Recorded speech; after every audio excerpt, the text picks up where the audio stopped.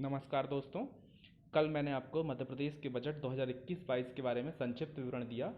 यह वीडियो उसी का दूसरा भाग है जिसमें मैं आपको मध्य प्रदेश के बजट 2021-22 में उल्लेखित जो प्रमुख योजनाएं हैं उनका संक्षिप्त विवरण दूंगा। जैसा कि आप सब लोगों ने कल देखा कि जो मध्य प्रदेश का बजट है उसमें जो है आत्मनिर्भरता को जो है मुख्य लक्ष्य बनाया गया और उसके लिए जो है 4 स्तंभों की परिकल्पना की गई, जिसमें हमने देखा था कि भौतिक अधोसंरचना जिसमें सड़कें, पुल, ऊर्जा आदि को सम्मिलित किया जाता है। आगे देखा कि उसमें शिक्षा एवं स्वास्थ्य जो दूसरा स्तंभ है। तीसरे में जो है अर्थव्यवस्था एवं रोजगार और चौथा सुशासन है। तो हम देखते हैं कि मध्य प्रदेश का जो बजट है उसमें योजनाओं को भी जो है इन्हीं के आधार पर जो है डिवाइड किया गया है। तो मैं यहाँ पे कुछ योजनाएं बताऊंगा जो उनसे संबंधित हैं या उनमें जो है या बजट में जो उल्लेखित हैं।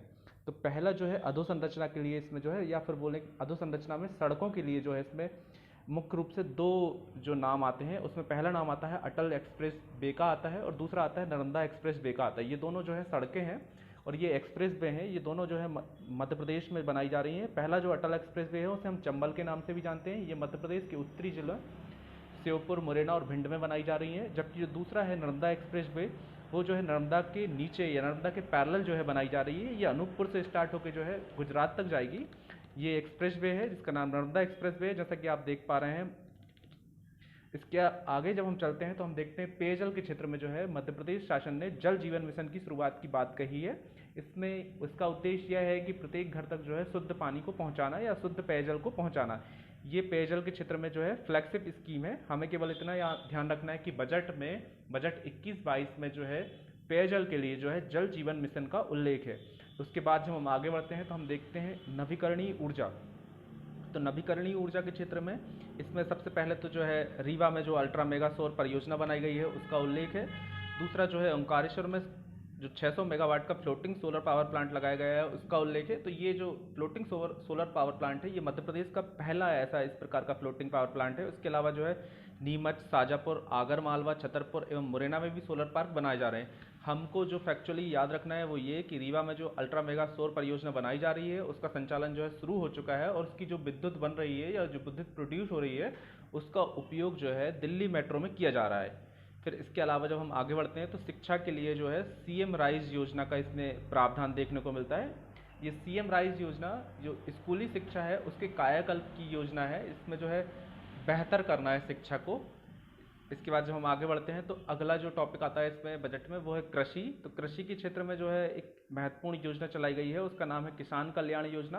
जैसा कि हम सब जानते हैं कि मोदी सरकार द्वारा जो है एक किसान सम्मान निधि जो है कृषकों को दी जा रही है, जिसके अंतर्गत जो है प्रत्येक वर्ष जो है 6,000 रुपये 2-2 हज़ार की जो है 3 किस्तें जो है डीबीटी के द्वारा जो है किसानों के खातों में जो है हस्तांतरित की जाती हैं। तो उसी के परिप्रेक्ष्य में जो है मध्य प्रदेश शासन ने भी जो है किसान कल्याण योजना को लागू किया है।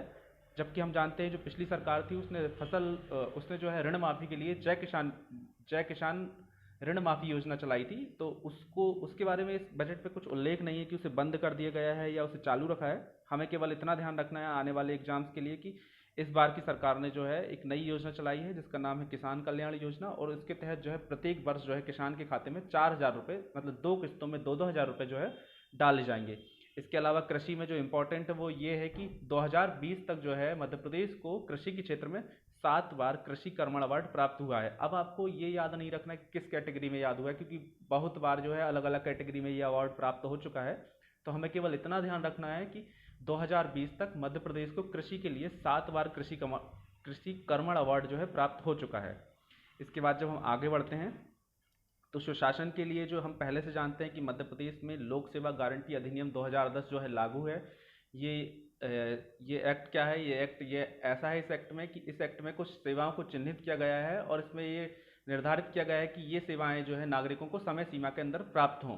अब इसी में जो है इसी को और अच्छा बनाने के लिए इसकी बेहतर जो है इम्प्लीमेंटेशन के लिए इसमें यह किया गया है कि मान्य अनुमोदन, मतलब आप अगर किसी सेवा के लिए जो है अनुमोदन करते हैं या आप किसी सेवा के लिए जो है रिक्वेस्ट करते हैं और वो चिन्हित सेवा है, मतलब लोक सेवा गारंटी अधिनियम के अंतर्गत आती है और अगर आपको वो समय सीमा में प्राप्त नहीं होती है तो वो जो सेवा है आपको स्वतः जो है प्राप्त हो जाएगी। मतलब कहने का मतलब जो है कि अगर आप मान लीजिए जाति प्रमाण पत्र बनवाने के लिए आपने जो है तहसील कार्यालय में जो है अनुमोदन किया और वो तहसील कार्यालय द्वारा आपको 1 महीने की समय सीमा जो दी गई है, उसमें अगर वो प्रमाण पत्र नहीं बनता है तो जिस दिन मतलब सीमा समाप्त होगी उस दिन जो है कंप्यूटर द्वारा वो स्वतः ही प्रमाण पत्र बन के आपको प्राप्त हो जाएगा।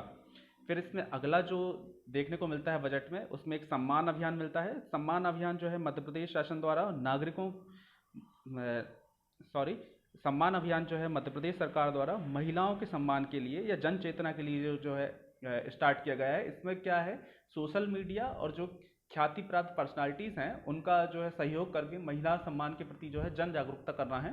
इसके अलावा जो अगला अभियान है वह मुस्कान अभियान है। मुस्कान अभियान का उल्लेख भी बजट में मिलता है। ये मध्य प्रदेश सरकार के गृह मंत्रालय या कहें मध्य प्रदेश पुलिस द्वारा चलाया गया है। इसमें जो लापता बच्चे हैं उनको ढूंढकर वापस उनके माँ बाप के पास पहुँचाना है। ये मध्य प्रदेश के बजट 2021-22 में उल्लिखित प्रमुख योजना है। धन्यवाद।